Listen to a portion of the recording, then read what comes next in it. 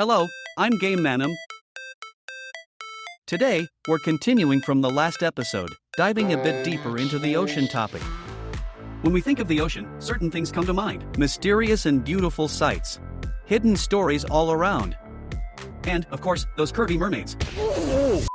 Last time, we talked about what we want to show in our ocean content, and the direction we're heading. Today, let's dive into the deep sea. What kind of content and events you'll find down there? First, let's take a look at the underwater zones we're planning. There was a lot to consider when planning the ocean floor, because the ocean floor is huge. Way bigger than land, at least how it feels. Why?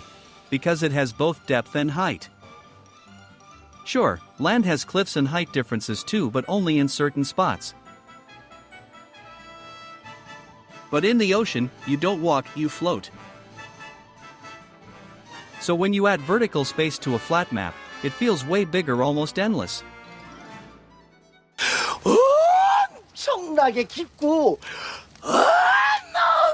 But what if this huge space all looked the same? If every area looked the same, you'd be amazed for 5 minutes, then bored. So we had to create different zones in the ocean floor, each with its own unique theme and feel. Just like we showed in the last episode. Before choosing the themes, we first set the difficulty, because once the difficulty is clear, it's easier to build a fitting concept around it. At first, we kept it simple. Areas closer to land would be easier. The farther you go, the harder and rougher the terrain becomes. By setting difficulty this way, players naturally move forward as they get stronger, and retreat when things get too dangerous. But with a strictly linear setup, early zones filled only with easy areas can feel dull. So we decided to mix in slightly dangerous spots here and there, to keep things interesting and give each zone a unique identity. The difficulty still rises overall, but with spikes that keep you on edge. With this setup, the deeper you go, the harder it gets, just as planned. And when things get too risky, you'll head back to the safer starting zones. But even retreating isn't completely safe. So every move forward or back feels more careful and tense. But like I said earlier, the ocean is incredibly vast. And we already talked about why, because it has depth, not just width. Now, there's actually a big flaw in this difficulty system. Just assigning difficulty to zones doesn't stop players from going anywhere they want. What do I mean by that? On land, if you try to go from a starting zone to a danger zone, you're walking on flat ground. So a strong monster or a wall can block your way. But the ocean floor is different. Because of depth, even if a monster is blocking the lower path, you can just swim above it, no danger at all. To define zone difficulty, we do need clear borders between safe and dangerous areas. But setting difficulty based on depth is just as important. So the ocean must be designed with both distance and depth in mind when setting difficulty. The reason we explore the ocean floor is to find special items down there, or to discover something hidden deep below, right? Early zones are shallow and filled with harmless creatures. But you won't find many rare items there. Farther out, the depth increases. And the deeper you go, the more dangerous monsters appear. But you'll also find more valuable and unique items. The farther you go, the harder it gets, and the deeper you dive, the more dangerous it becomes too.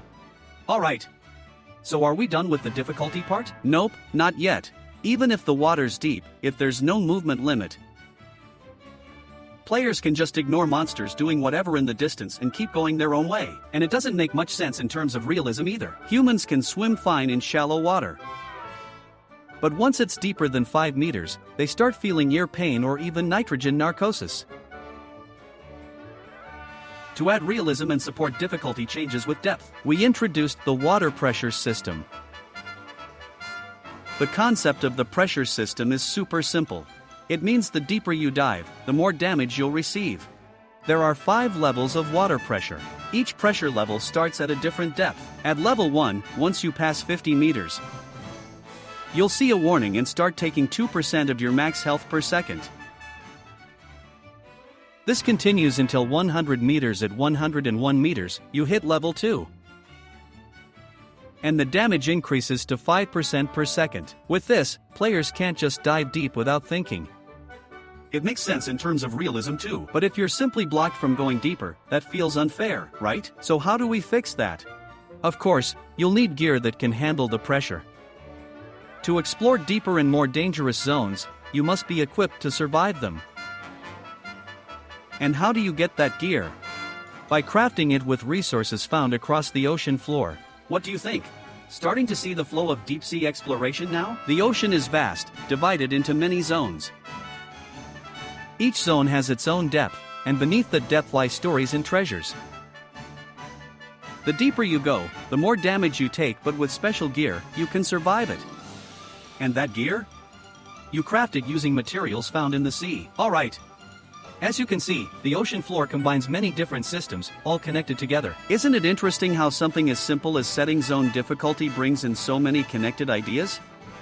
Now that zones and depth are set, it's time to add some cool themes, right? There are tons of unique and special zones. First is the normal sea zone. It's shallow, filled with gentle sea creatures, and great for farming basic resources. You can explore it without any special gear. It has a bright, peaceful vibe and clear visibility. Near it is the dangerous sea. Here, aggressive creatures like sharks and piranhas appear. It's deeper, visibility is low, and the mood starts to get darker. You'll notice signs that you're entering a risky area. Past the dangerous sea lies the harsh sea. It's a deadly zone with a dark, eerie atmosphere.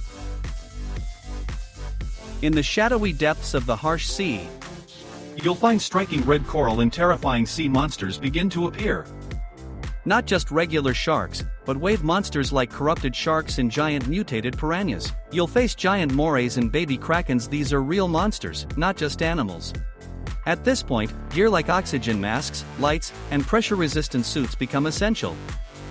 There are also many other zones to discover. Besides pressure and monsters, temperature also matters. There's the cold sea, frozen sea, hot sea, and even a lava sea. All of these come together to form a vast underwater world. Alright, we've talked a lot about the ocean environment. So what kind of content can you find there?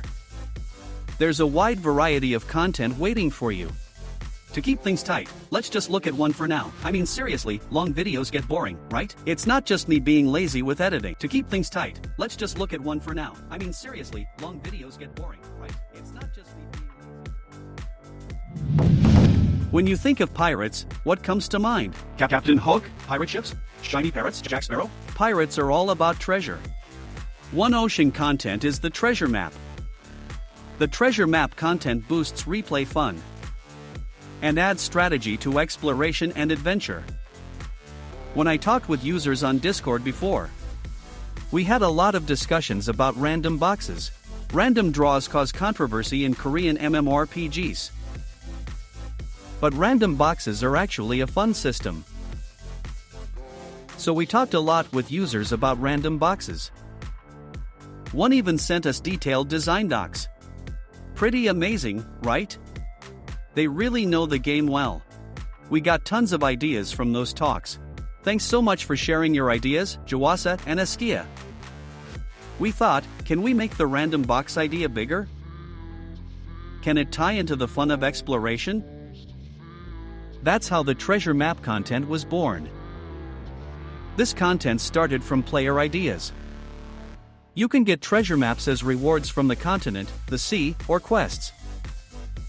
The treasure map is a usable item. When you use it, a message says treasure location marked on your map. Then the treasure spot shows up on your map.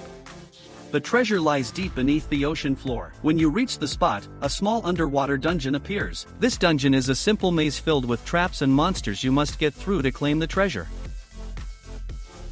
The treasure map content, inspired by random boxes, randomizes where you get the map, the treasure location, dungeon layout, number of traps, and monsters. Not even the developers know. Everything is truly randomized by the system. What about the treasure you get from clearing these random mini-dungeons? Of course, the treasure's contents are random too.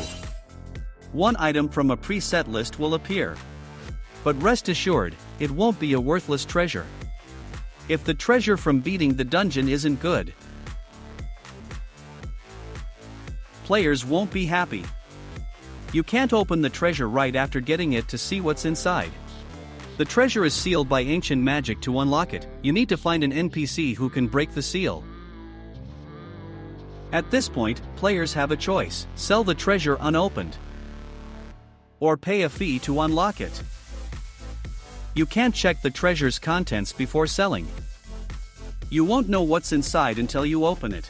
And this NPC thinks unlocked treasure chests lose their value. So who is this NPC that unlocks the treasure chest for a fee? And why does this NPC help players like this? What's the story behind this mysterious character? Next time, we'll dive into the ocean content ships, sea, ocean floor, and talk about this mysterious NPC. Don't forget to subscribe and like. This has been Game Manum. Then everyone, good game.